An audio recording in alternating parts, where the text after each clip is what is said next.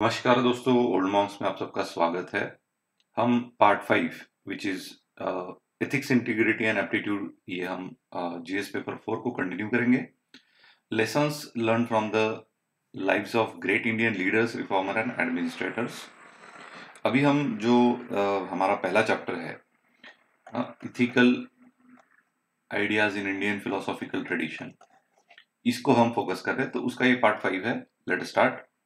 We will be studying about Shri Aurobindo. काफी significant है आज के डेट में, क्योंकि इन्होंने जो इंटीग्रल योगा दिया हुआ है वो योगा से कैसा हटके है और वो आज के लाइफस्टाइल में कैसा इंपॉर्टेंट है, इसके बारे में काफी इनका महत्व होता है अपने आप में।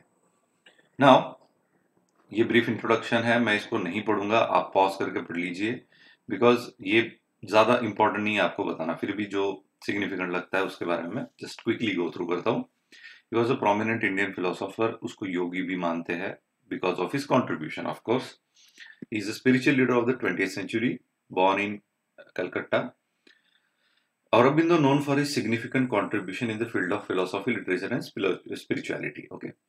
रियल लाइफ उनकी कहाँ गई तो मोस्टली सब इंग्लैंड, कैम्ब्रिज, वहाँ पे उनका एजुकेशन हुआ है। When he came back in 1893, he joined the Indian civil services, जो आज जिसकी तैयारी आप लोग कर रहे हैं, वो श्री औरोबिंदो ने उसको 1893 में ही ज्वाइन किया था। Based on that you can understand उनका इंटेलेक्चुअल और अंडरस्टैंडिंग या किस प्रकार का लेवल था उनका, ठीक है। However, he soon get involved into the India's freedom struggle. अब ये वो दौर था 1893 का, जब स्वामी विवेकानंद कहिए, लोकमान्य तिलक कहिए, ये इनका दौर है। तो एक काफी रिवॉल्यूशनरी एक्टिविटी या मास मूवमेंट में हमारा जो एक नेशनलिज्म था वो कन्वर्ट हो रहा था, and that's why lot of people joined the politics and the social upliftment that was happening that time. Okay, तो उसका एक हिस्सा श्री औरोबिंदो भी थे। The patriot, he was also patriot, known for his contribution in the development of the Indian National Congress.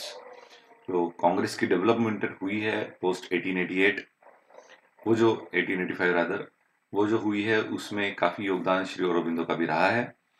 जो early political involvement है उनकी, which is initially pursued in career in the civil services and then he joined to the Indian National Congress as a key leader. He became the part of that extremist group, है ना, जो दो group थे। एक moderates थे जिन्होंने कांग्रेस के शुरू के कार्यकाल में योगदान दिया था, जो उन्होंने वो पीरियड संभाला था जब कांग्रेस आया ही नहीं था, या rather Congress was born newly in 1885। आप सब जानते हो कांग्रेस की स्थापना 1885 में एओ ह्यूम के द्वारा, सॉरी, हाँ यस, एओ ह्यूम के द्वारा ब्रिटिश ने कराई थी। और ये उनका एजेंडा था कि to keep something as an platform to keep the venting out of the pressure. बोलते हैं ना कि हमारा अगर बहुत प्रेशर अंदर बना है समाज में, तो उसको निकलने के लिए कोई तो स्थान होना चाहिए। वो स्थान था इंडियन नेशनल कांग्रेस। लेकिन उसके जो इनिशियल लीडर्स थे, they were called as moderates, as we no.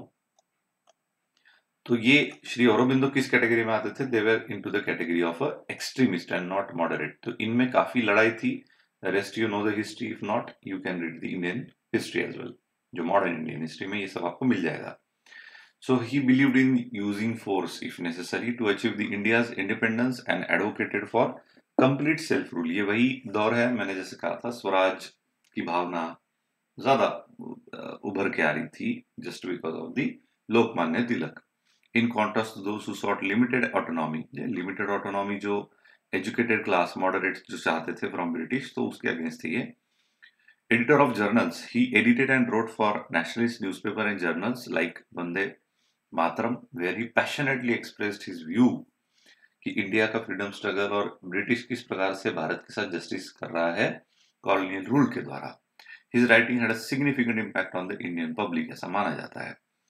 Underground activities में भी उनका काफी योगदान माना गया है। ये हम इसमें, this is not our focus, will quickly go to the next part, because हमें फिलोसॉफिकल एंगल से इथिक्स के रेफरेंस में जब भी ऐसे कोई व्यक्ति को कोट करना पड़ता है आंसर राइटिंग में, या फिर इन पे सवाल आते हैं, तो उसके लिए एक ब्रीफ उनका अंडरस्टैंडिंग होना चाहिए, सो दैट आपका आंसर लिखते समय एटलीस्ट वो पता हो आपको। मैं हर बार फिलोसॉफी ऑप्शनल के स्टूडेंट को कहता हूँ, you just don't read the philosopher. Philosopher ने जो फिलोसॉफी दी है सिर्फ उसको मत पढ़िए, उनकी ब्रीफ हिस्ट्री पढ़िए। एज एन इंडिविजुअल कैसे थे, फैमिली लाइफ कैसी थी, समाज में उनका योगदान कैसा रहा, अदरवाइज यानी अपार्ट फ्रॉम फिलोसॉफी। इससे काफी कुछ हमें समझ में आता है कि उन्होंने वैसा थॉट क्यों रखा है, आई बात ध्यान में। So for that sake I am just giving you the brief of the history of the Shri Aurobindo. In 1908 he was arrested and sent to the detention for in Alipur jail. He underwent a spiritual transformation। ऐसा बोलते हैं कि जैसे आपने सुना होगा कि लोकमान्य तिलक जी ने मंडाले जो एक ये है जेल है, तुरुंग जिसको कहते हैं, वहां पे उन्होंने गीता सार यानी गीता रहस्य ये बहुत बड़ा एक किताब लिखा है। इसकी इसकी इसकी एक अपने आप में बहुत बड़ी व्याप्ति है, आज भी है समाज में। गीता रहस्य, उसका महत्व, आज समाज में उसका क्या योगदान है, आप पढ़ो तो आपको समझ में आ जाएगा। उन्होंने उस समय में जब इंटरनेट भी नहीं था, उस समय में उन्होंने इमैनुअल कांट क्या सोचते हैं, डेविड ह्यूम क्या सोचते हैं, इसके बारे में भी गीता रहस्य में लिखा हुआ है। तो ये एक एक्सटेंसिवली इंटेलेक्चुअल आई वुड से, जिसको थॉट फॉर ब्रेन बोलते हैं ना, ऐसा बुक है, बहुत बढ़िया बुक है। मैंने थोड़ा सा पढ़ा हुआ है, आपको कभी अगर पढ़ने मिला तो प्लीज ट्राई करिए। It's a real empowering process rather I would से। सो स्पिरिचुअल ट्रांसफॉर्मेशन जिस प्रकार से मंडाले के तुरुंग में लोकमान्य तिलक जी का हुआ, उसी प्रकार से श्री अरबिंदो का भी जो स्पिरिचुअल ट्रांसफॉर्मेशन है अलीपुर के जेल में हुआ था, which became a turning point for his life and led him away from the active politics. ऐसा कहते हैं कि उन्होंने रिटायरमेंट ले लिया from the active politics, and that's why Tilak become the only leader in the latter phase. जब वो लाल बाल पाल, ऐसे आपने कुछ नाम सुने होंगे हिस्ट्री में, बाल गंगाधर तिलक, लाल बहादुर शास्त्री, बाल गंगाधर तिलक एंड बिपिन चंद्र पाल, इनकी गैंग जो थी, इसमें कहीं ना कहीं पे श्री अरबिंदो भी थे। While Aurobindo was indeed a patriot who actively participated in struggle, he shifted his focus, of course, from political activism to spiritual and philosophical pursuit after his spiritual awakening in the prison. हालांकि समाज में काफी सारे लोग ऐसा बोलते हैं कि उनको पॉलिटिक्स पसंद नहीं आया, छोड़ दिया, उनको वियर्डनेस, ये that's all another factor. But जिनको भी इस देश में स्पिरिचुअल ट्रांसफॉर्मेशन या उस प्रकार का अवेकनिंग एक्सपीरियंस हुआ है, उसने जो भी एग्जिस्टिंग लाइफ है उसको ठुकरा के वो आगे अपने स्पिरिचुअल जर्नी के लिए निकले हैं। ये कॉमन है इंडिया में, आपको देखने मिलेगा, not just in India, across the world भी ये सब चलते आया है। The latter part of his life was dedicated to spiritual development and practice of integral yoga. ये शब्द जानना हमारा असली मकसद है इस वीडियो में, ठीक है। As well as the founding of Shri Aurobindo ashram in Puducherry. Puducherry में जो श्री अरबिंदो का आश्रम बना हुआ है, जिसके ऊपर आज कई लोग जाके दर्शन लेते हैं, ये इंटीग्रल योगा का एक प्रतीक माना जाता है। Shri अरबिंदो's transition from a political activism to spiritual leadership and his profound impact on Indian spirituality and philosophy make him multifaceted figure in the Indian history। अब ये सब आप अच्छी अच्छी बातें लिखने के लिए just giving a thought for that। Divine life नाम का एक बुक उन्होंने लिखा था। अब उसमें ये सारा इंटीग्रल योगा का जो कंसेप्ट है, ऐसा उन्होंने इसमें लिखा हुआ है। अभी देखो, इंटीग्रल योगा में आपको ब्रीफ में बताना चाहूंगा कि क्या है, आगे तो पढ़ेंगे। योगा में भी अलग अलग एस्पेक्ट से उन्होंने ये चीज लिखी हुई है कि वो सुप्रीम बीइंग जो है, ब्रह्म तत्व जो है, वो कहते हैं कि वो इन्वॉल्व होता है ना। इन्वॉल्व का मतलब क्या है, वो खुद डिसेंड डाउन, ऐसा वो लिखते हैं।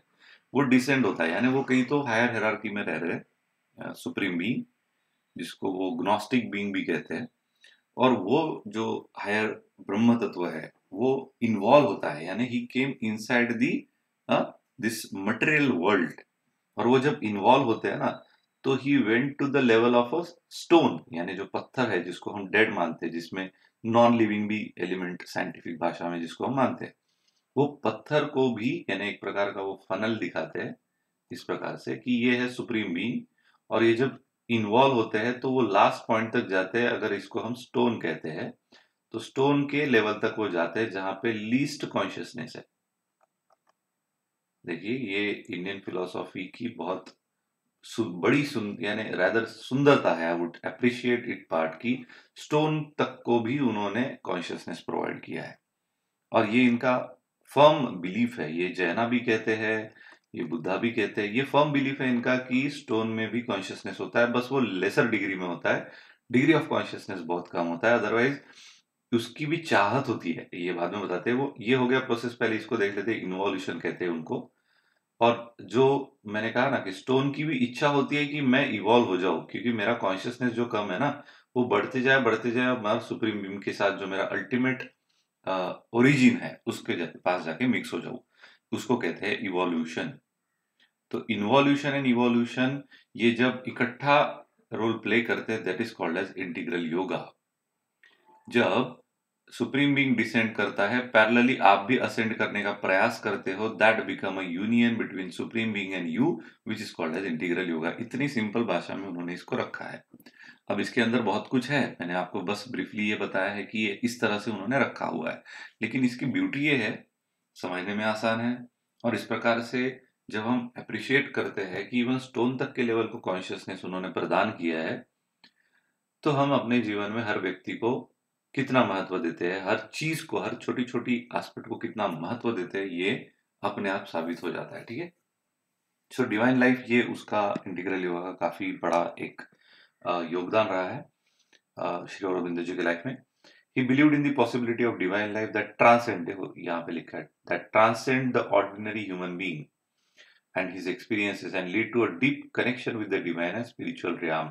तो ये संयोग जो है, ये संयोग का ही नाम है integral yoga. Integration of spiritual and the materialism, देखो इंटीग्रेशन शब्द आ गया, एंड मटेरियल यहाँ पे स्पेसिफिक लिखा है, इसलिए मैंने आपके सामने यहाँ पे स्टोन लिख दिया है, सो दैट आपको इमीडिएटली रिलेट हो। स्पिरिचुअल डेफिनेटली हायर बीइंग, जिसको हम ब्रह्म तत्व भी कहते हैं।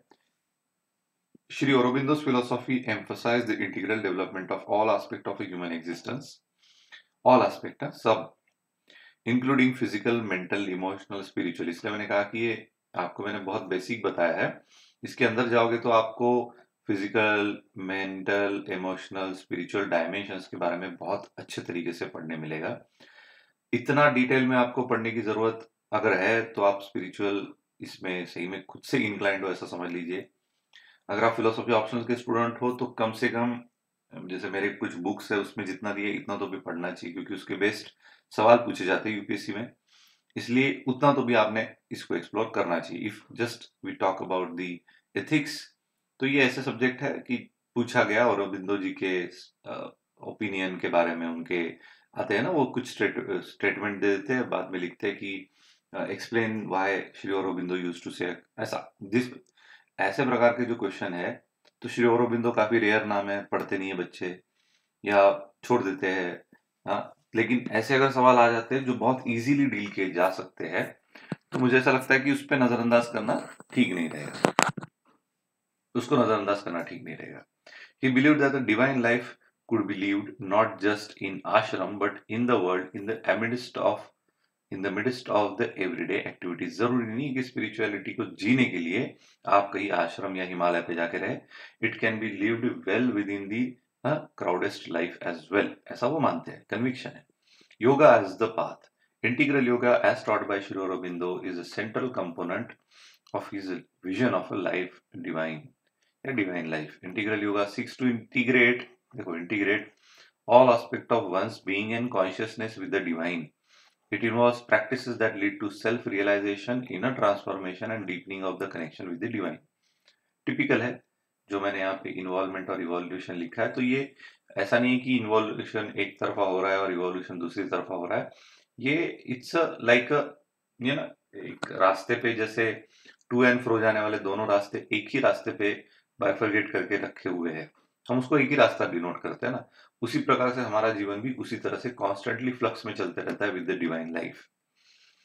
Transformation of a consciousness, consciousness का ट्रांसफॉर्मेशन, रादर आई वुड, यानी इसको इस तरह से लिखने से अच्छा मैं ऐसा सजेस्ट करूंगा कि going closer to the consciousness, क्योंकि हम लोग हमारे रीजन के, लॉजिक के वजह से वी रिमेन लीस्ट कॉन्शियसनेस या लीस्ट कॉन्शियस रहते हैं। जो हमारा डिग्री ऑफ कॉन्शियसनेस है वो माइंड के वजह से डिस्ट्रैक्ट होते रहता है। ठीक है। So going closer to the consciousness, I would say a key element of this divine life, जो इन्होंने बुक लिखी है, ये है transformation of a consciousness. Shri Aurobindo thought that Through spiritual practices in inner work, individual can evolve and attain higher states of consciousness, eventually experiencing a divine presence in their life. Living in the presence of a divine के साथ रहना. He encourages his followers to live with a sense of divine presence in all aspect of life. जैसे मैंने कहा था ना कि उन्होंने स्टोन तक को अगर डिविनिटी कॉन्शियसनेस प्रोवाइड किया है, तो आप आपके आजू बाजू में जो भी एलिमेंट है, पेन है, बुक है, लैपटॉप है, मोबाइल है, जो कुछ भी आपको दिख रहा है, that all become a part of the life itself, which is a component of the divine aspect. जो किसका हिस्सा है? डिवाइन का हिस्सा है. तो you are all surrounded by the divinity. Then you won't consider कि भगवान कहीं तो ऊपर आसमान में रहता है और मैं यहाँ पे जमीन पे रहता हूँ. It's not that. He is right there with you, within you, around you, everywhere. ऐसा उनका सजेशन था कि इसको देखने की क्षमता आपने बढ़ानी चाहिए. So he encourage this followers to do so. This involves recognising the divine in everything. Recognise करना ये अपने आप में स्पिरिचुअलिटी में बहुत बड़ा रोल माना जाता है. अदरवाइज ट्रांसफॉर्मेशन एक्सपीरियंस नहीं होता. And everyone and seeking to manifest divine qualities in one's thought, words and actions. Service and selflessness. ये हमारे देश के लोगों में एक सर्विस का जो भाव है, जिसको हम सेवा भाव कहते हैं, ये सेवा भाव आने के पीछे ये सारे संतों, महात्माओं और ऋषि मुनियों का ही योगदान है, जिसके बेस पे हम सेल्फलेसली अपना सब कुछ न्यौछावर कर देते हैं देश के लिए, समाज के लिए, लोगों के लिए. Not just about that, even animals as well. इसलिए हमको सस्टेनेबल डेवलपमेंट क्या है ये सिखाने की जरूरत ही नहीं है. जो वर्ल्ड आज जिसके पीछे पड़ा है ना, आप लोग ये प्लीज कनेक्ट करते जाइए. अदरवाइज क्या होगा, नहीं तो श्री अरबिंदो पढ़ते गए आइसोलेट में उसको रख दिया, और एक साइलोज में उसको रखना अच्छी बात नहीं है. सस्टेनेबिलिटी है क्या, सस्टेनेबल लाइफस्टाइल किसको बोलेंगे और वो कैसे जिया जा सकता है, इसके बारे में आपने ये लिंकिंग करना बहुत जरूरी है. ठीक है, तभी आप अच्छा आंसर लिख पाओगे. According to Shri Aurobindo, divine life is characterized by selfless service to humanity. खुद को केंद्र में ना रखते हुए दूसरों के प्रति, सेवा भाव के प्रति काम करना, ह्यूमैनिटी के प्रति, यही भाव है. ये वेदांत में श्री अरबिंदो भी कहते हैं. ही believed that individuals should work for the betterment of the society and the world, guided by a sense of a divine purpose and love for all beings. आई बात ध्यान में. पौंडीचेरी आश्रम जो इस्टेब्लिश किया इन्होंने, एंड उनके जो सारे जैसे उनकी mother Mirra Alfassa lived and practiced their teachings. The ashram became a center for those seeking to live the divine life and practice integral yoga. Evolutionary perspective ये था कि जो divine life है is rooted, which suggests that the human evolution includes a spiritual dimension. हमारा जो evolution है, जो अभी देखो यहाँ पे एक complex part है. डार्विन क्या कहते हैं? इसलिए डार्विन की जो थ्योरी है ना, वो थोड़ा सा क्रॉस जाती है हमारे इंडियन फिलोसोफर्स के ओपिनियंस या थिंकिंग प्रोसेस से. क्योंकि डार्विन ने क्या कहा है, we have come out of this evolutionary process वगैरह वगैरह, और वो तो हमारे बुक्स में भी इतना दिया है कि हमने उसको एक्सेप्ट ही कर लिया ऑलमोस्ट. लेकिन डार्विन खुद जो बने हैं, ऐसा कहते हैं कि उनके जो फोरफादर एंड ग्रैंडफादर जो थे, जो ग्रैंडफादर के थॉट्स का इन्फ्लुएंस उनके माइंड पे हुआ था, वो तो उन्होंने जो बोला है ऑलमोस्ट उसी का कन्वर्जन, जो डार्विन का जो सर्वाइवल ऑफ फिटेस्ट है, ये जो बुक आई है, इसका जो कन्वर्जन है, ये सारा का सारा डार्विन ने उनके ग्रैंडफादर की टीचिंग से ही किया है, ऐसा बोलते हैं. It was not substantiated by some credible research और क्रेडिबल उसको ये कहेंगे कि एक्सप्लोरेशन. जिस प्रकार से क्यूरोसिटी के आधार पे हमारे देश के संतों ने, ऋषि मुनियों ने जिस प्रकार से कई सारे सवालों का जवाब खुद के मेडिटेटिव अवस्था से प्राप्त किया है, डार्विन का वैसा नहीं है, ऐसा क्लियर कट मानना है. And it's unfortunate actually to our people, rather I would say, कि हमारे देश के लोगों के लिए ये बहुत ही अनफॉर्चुनेट है कि हम डार्विन का कंट्रीब्यूशन पढ़ रहे हैं, ना कि श्री अरबिंदो या हमारे फिलोसोफर्स का. So that's the irony anyway, which suggests that the in human evolution includes a spiritual dimension. हम without spiritual dimension evolve नहीं हुए हैं. He believed that humanity is on the path of spiritual evolution towards a higher state of a consciousness. Same statement Shri Swami Vivekananda ji ने भी कहा है कि हमारा जो जर्नी है ना, वो spiritual evolution की तरफ है. Shri Aurobindo's teaching on the divine life have had a profound impact on the individuals who are drawn to the spiritual philosophy.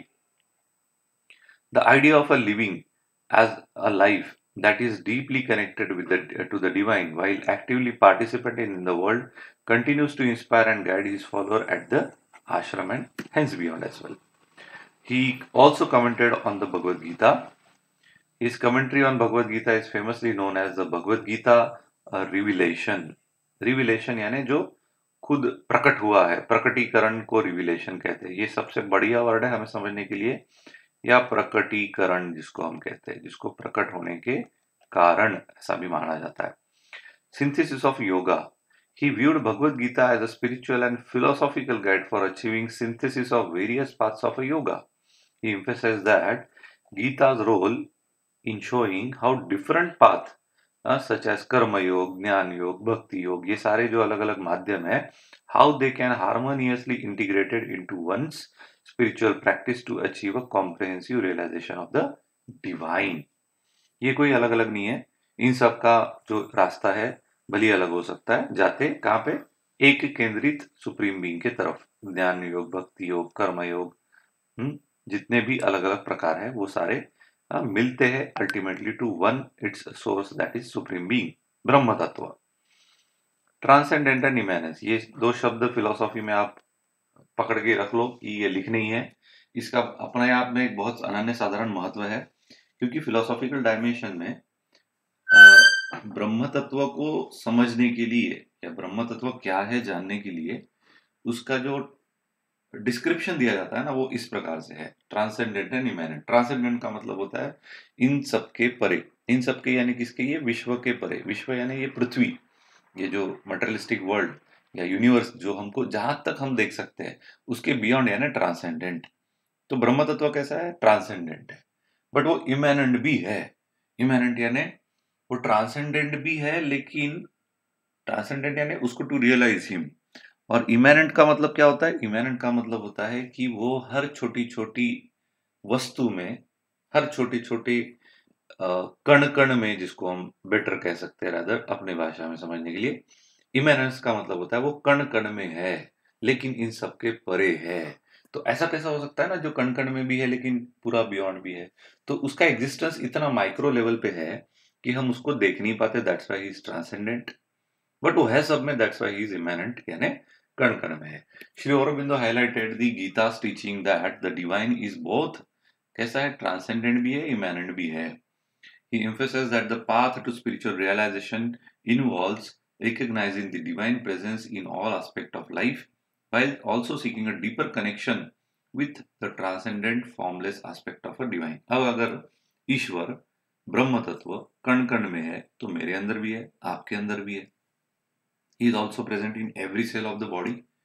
Definitely है ना, इमैनेंट है ना, वो हर जगह पे है. फिर बस फर्क क्या है, तो डिग्री ऑफ कॉन्शियसनेस में. अल्टीमेटली डिफरेंस कहाँ नजर आता है आपको, तो एक हायरार्की है ना.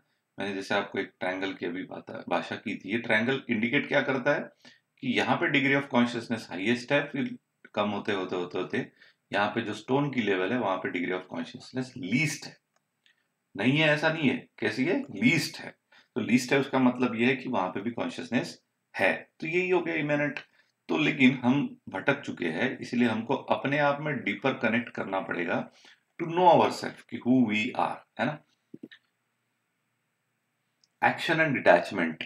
Sri Aurobindo interpreted the Gita's teaching on the Karma Yoga as emphasizing the importance of a selfless action, doing one's duty without any attachment to the result. Same जैसे भगवद गीता में लिखा है, जो हमने भगवद गीता के चैप्टर में पढ़ा है. You can see that video as well.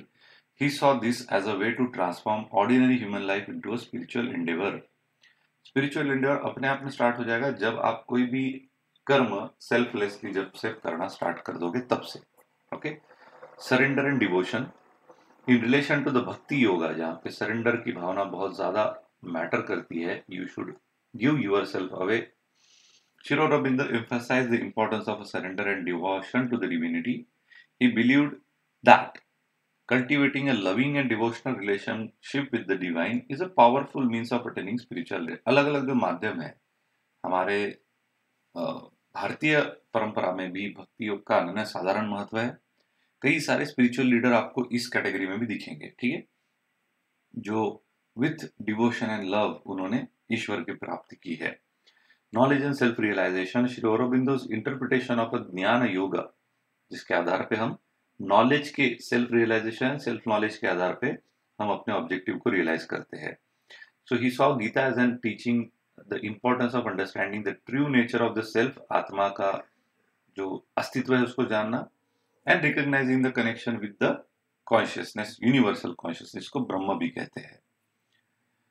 And role of अवतार, इसके बारे में काफी क्यूरोसिटी होती है लोगों में, तो इन्होंने इसको बहुत अच्छे से डील किया है। Shri Aurobindo discuss the Gita's concept of avatar, that is a divine incarnation, है ना, कि एक बड़ा कोई ऐसा middle man acting in between Brahma tattva and common man, like उसको हम अवतार कहते हैं। ही बिलीव दैट द अवतार प्लेज अ क्रूशियल रोल, का मतलब अवतार एग्जिस्ट करते हैं ये मानते हैं, इसलिए वो कहते हैं कि they play a crucial role in guiding humanity's evolution and aiding in the spiritual upliftment of the individual and society. काफी जेनरिक स्टेटमेंट होते हैं ये सारे लिखते हुए, बट इसका अपने आप में लिखते समय सिग्निफिकेंस बनते ही रहता है। Evolutionary perspective. Sri Aurobindo brought an evolutionary perspective to his interpretation of the Bhagavad Gita. He saw that the Gita as a guide to the individual and collective evolution, suggesting that humanity is on the path of spiritual and conscious evolution. ये word आ गया देखो आपने, कि जो मैंने आपको triangle की भाषा में की थी, इवोल्यूशन, जो नीचे से ऊपर जाने वाली प्रोसेस है उसको इवोल्यूशन कहा जाता है, और जो डिसेंट होता है ब्रह्म तत्व उसको इन्वॉल्यूशन कहा जाता है। ओके, इसी को इंटीग्रल योगा कहते हैं। Sri Aurobindo's interpretation of Bhagavad Gita is characterized by his emphasis on the synthesis of the various yogic paths and the idea of a spiritual evolution that lead to a higher state of a consciousness. His writing on the Gita continue to be studied and respected by those interested in intersection of philosophy, spirituality and personal transformation. इस प्रकार से श्री औरोबिंदो ने बहुत सादी भाषा में पूरा integral yoga को रखने का प्रयास किया है। डेफिनेटली कई सारी चीजें वेदांत से मेल खाती है, क्योंकि उसी फंडामेंटल्स पे उन्होंने अध्ययन किया है। इसको नियो वेदांत भी कहते हैं। ऐसा ब्रिटिश लोग जो भारत में आए थे ना, उन्होंने ऐसा कहा था कि ये आदि शंकराचार्य वगैरह कुछ हुए नहीं है, ये सब गलत है, और वो लास्ट थे सनातन में या हिंदू में जो इस विषय पे बात करने वाले कोई थे। तो वेदांत पे भी भाष्य करने वाला कोई बचा नहीं है, ऐसा भी ब्रिटिश कई बार अवहेलना करते थे भारतीयों की। उसको भी उन्होंने मुंह तोड़ जवाब श्री औरोबिंदो ने दिया है bye presenting the integral yoga, which is even today quite a significant. World पे आपको ये सब हम कनेक्टेड नहीं रहते, लेकिन मैं पढ़ते रहता हूँ क्योंकि मैं not I am focused on the UPSC exam now days, लेकिन मैं पढ़ते रहता हूँ तो मुझे इसमें पता चलता है कि अक्रॉस द ग्लोब आज श्री औरोबिंदो के इंटीग्रल योगा पे काफी अध्ययन चल रहा है, और वर्ल्ड उसके पीछे है कि ये कैसे हम उसको अपना सकते हैं। This itself is a big success we can see. So the concluding part, the transformative power pursued to higher purpose, he exemplifies the idea that individual can undergo a profound spiritual and personal experience and transformation, exploring such kind of a leadership, जो moving away from the political activism. His journey reminds us that it's never too late to seek the higher truth and purpose and the inner growth and self-realization that can lead to a life of a profound, significant and impactful to the life. आई बात ध्यान में? सो ये था श्री औरोबिंदो का integral yoga. If you have any doubt kindly comment on it, otherwise like, share, and जो भी student जो घर पे पढ़ रहे हैं उनके लिए मैं सब प्रयास कर रहा हूँ, तो प्लीज मुझे उन तक पहुंचाइए। शायद आप ना पढ़ो तो कोई फायदा, ये प्रॉब्लम नहीं, लेकिन those who are really in need of it, उन तक प्लीज पहुंचाइए। Thank you so much, have a great day, take care.